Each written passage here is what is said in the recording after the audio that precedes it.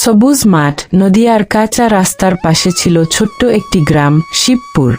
সেই গ্রামের এক কোণায় ছিল একটি পুরনো খাবারের হোটেল, নাম অন্নপূর্ণা হোটেল। বহু বছর আগে রামুর বাবা এই হোটেল চালাতেন। তার রান্নার স্বাদ এত বিখ্যাত ছিল যে দূর দূরান্ত থেকে মানুষ খেতে আসত।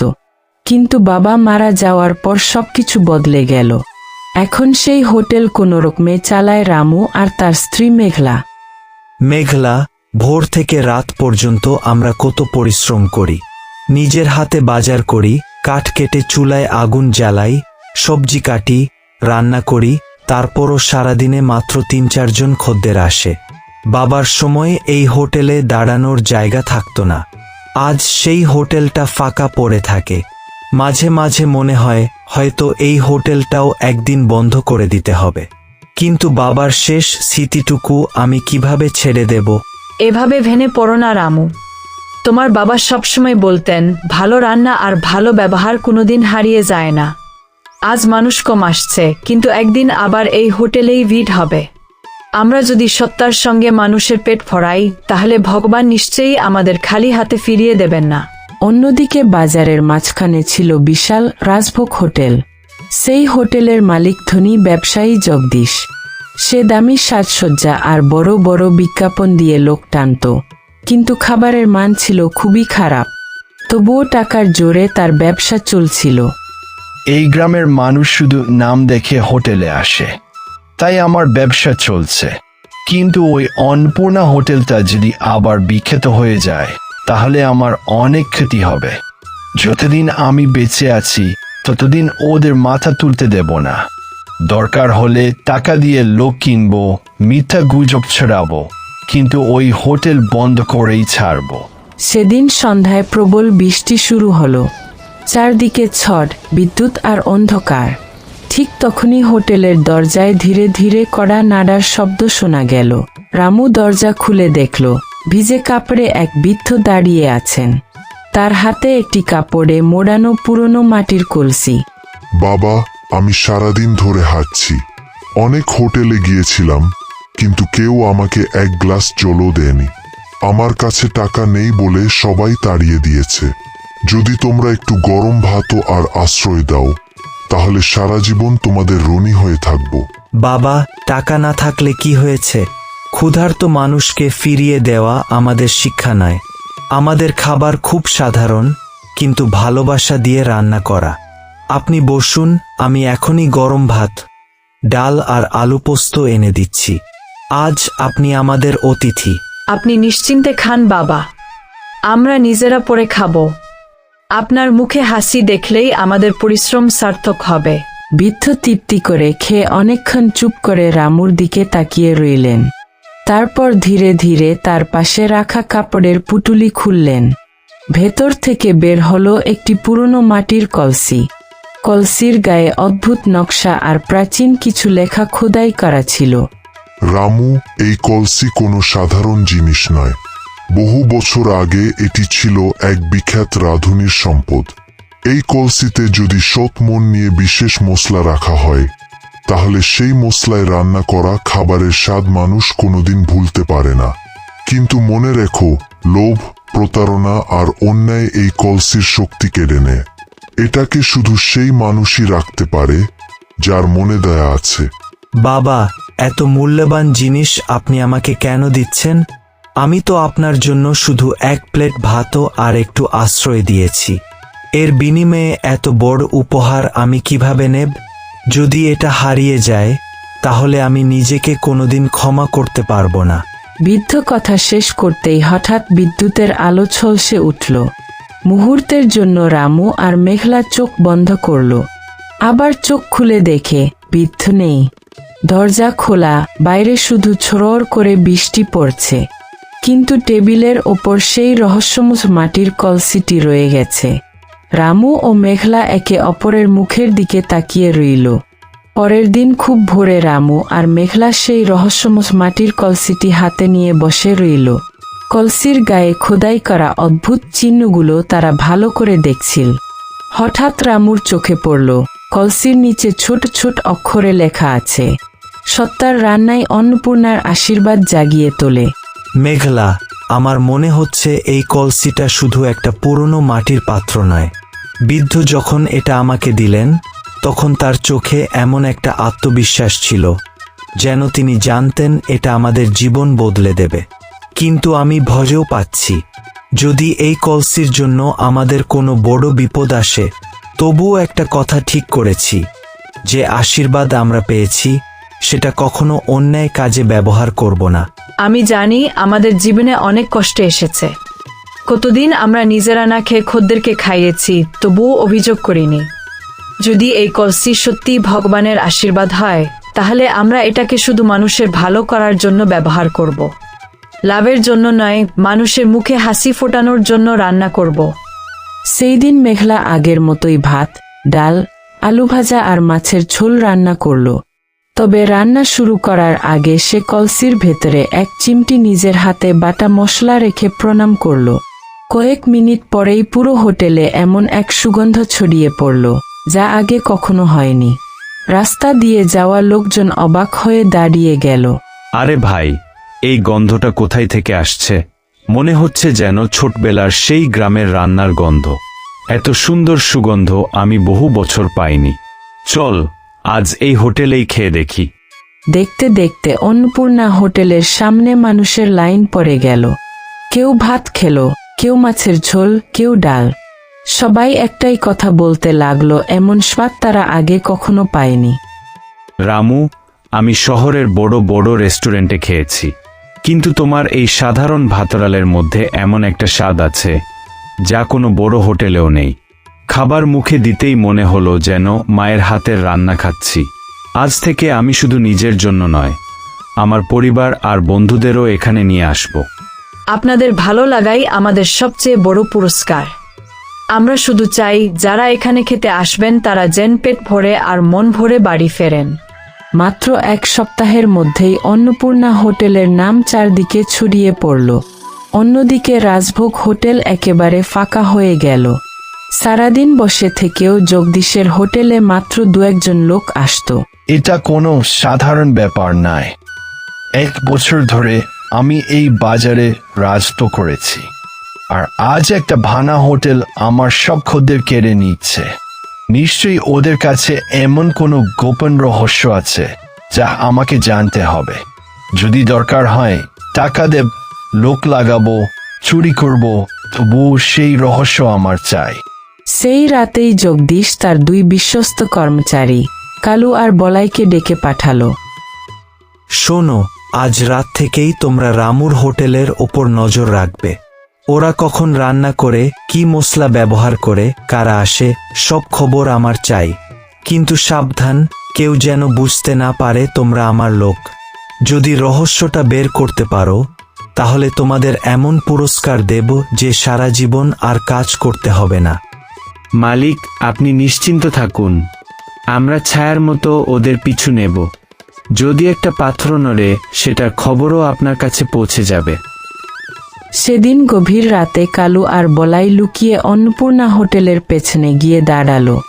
হঠাৎ তারা দেখতে পেল রান্নাঘরের ভেতর রাখা সেই মাটির কলসি থেকে কয়েক সেকেন্ডের জন্য সোনালি আলো বেরিয়ে আবার মিলিয়ে গেল। দুজনেই ভয়ে কাঁপতে লাগলো। কালু, আমি নিজের চোখে দেখেছি, ওই কলসি থেকে আলো বের হলো। এটা কোনো সাধারণ জিনিস নয়। যদি সত্যি জাদু থাকে, তাহলে এটা চুরি করা সহজ হবে না। আমার মনে হচ্ছে আমরা এমন একটা খেলায় নেমেছি যার শেষটা ভালো হবে না।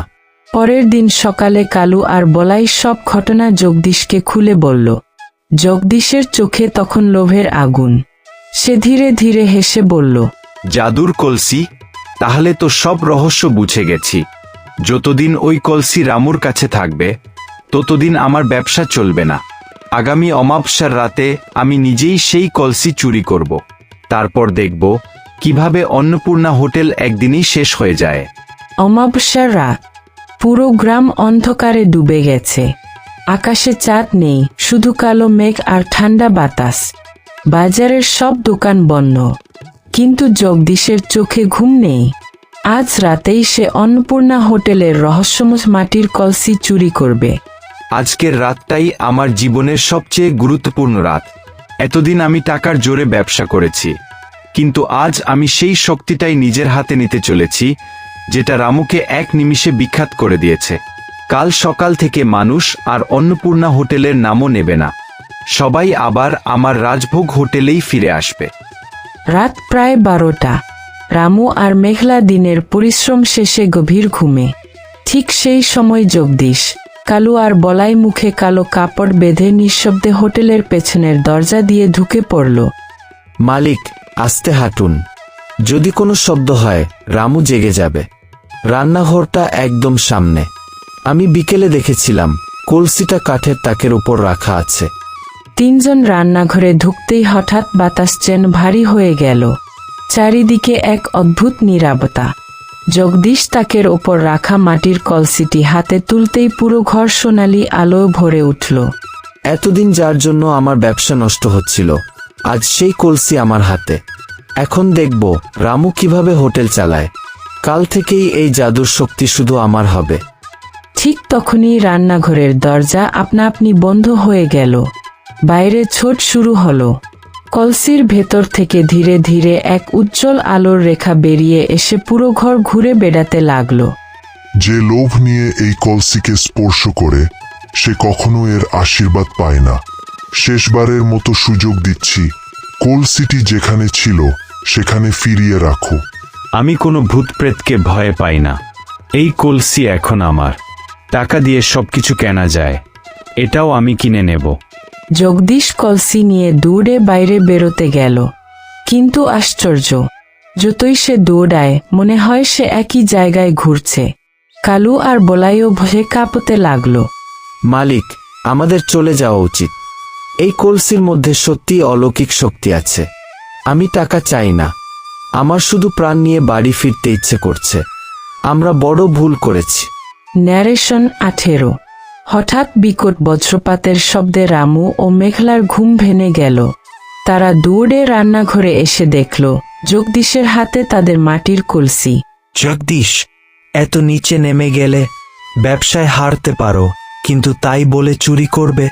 যদি আমার কাছে এসে সাহায্য চাইতে, আমি তোমাকে কখনো ফিরিয়ে দিতাম না। কিন্তু তুমি মানুষের বিশ্বাস চুরি করতে এসেছো। এই কলসির শক্তি নয়, মানুষের ভালোবাসাই আমার হোটেলকে বড় করেছে। চুপ করো। আমি বিশ্বাস করি না যে শুধু ভালোবাসা দিয়ে ব্যবসা চলে। নিশ্চয়ই এই কলসির মধ্যেই সব রহস্য লুকিয়ে আছে। আজ আমি এটা নিয়ে যাবই, যে যাই বলুক। জগদীশ জোর করে কলসিটি টান দিতেই সেটি তার হাত থেকে মাটিতে পড়ে গেল, কিন্তু ভাঙল না। বরং কলসির ভেতর থেকে এক প্রবল সোনালি আলো বেরিয়ে পুরো রান্নাঘর আলোকিত করে দিল। সেই আলোর মধ্যে ধীরে ধীরে দেখা গেল সেই রহস্যময় বৃদ্ধকে। রামু, তুমি পরীক্ষায় উত্তীর্ণ হয়েছ, আর জগদীশ, তুমি নিজের লোভের কাছে হেরে গেছ। এই কলসি কোনো জাদুর পাত্র নয়, এটি মানুষের মনকে পরীক্ষা করে। যার হৃদয়ে দয়া, সততা আর পরিশ্রম আছে, তার হাতেই এর আশীর্বাদ থাকে। কিন্তু যার মনে শুধু লোভ, তার কাছে এই কলসি শুধু একটি সাধারণ মাটির পাত্র। জগদীশ স্তব্ধ হয়ে দাঁড়িয়ে রইল। তার হাত কাঁপছে, চোখে ভয়ে আর অনুতাপ। বৃদ্ধ ধীরে ধীরে রামুর দিকে তাকিয়ে বললেন, আগামীকাল সূর্য ওঠার সঙ্গে সঙ্গে তোমার জীবনে আরো বড় পরিবর্তন আসবে। কিন্তু তার আগে জগদীশকে নিজের জীবনের সবচেয়ে কঠিন সিদ্ধান্ত নিতে হবে। রহস্যময় বৃদ্ধের কথা শেষ হতেই সোনালি আলো ধীরে ধীরে মিলিয়ে গেল। রান্নাঘর আবার আগের মতো শান্ত হয়ে গেল। কিন্তু রামু, মেঘলা আর জগদীশের মন আর আগের মতো রইল না। সারা রাত কেউ ঘুমোতে পারল না। বৃদ্ধের শেষ কথাটি বারবার সবার কানে বাজতে লাগলো। আগামীকাল সূর্য ওঠার সঙ্গে সঙ্গে সবকিছু বদলে যাবে। রামু, আজ আমি বুঝতে পারছি, এতদিন আমি শুধু টাকার পেছনে ছুটেছি। মানুষের মুখে হাসি ফোটানোর কথা কোনোদিন ভাবিনি। বড় হোটেল করেছি, দামি আসবাব কিনেছি, বিজ্ঞাপন দিয়েছি, কিন্তু মানুষের বিশ্বাস কিনতে পারিনি।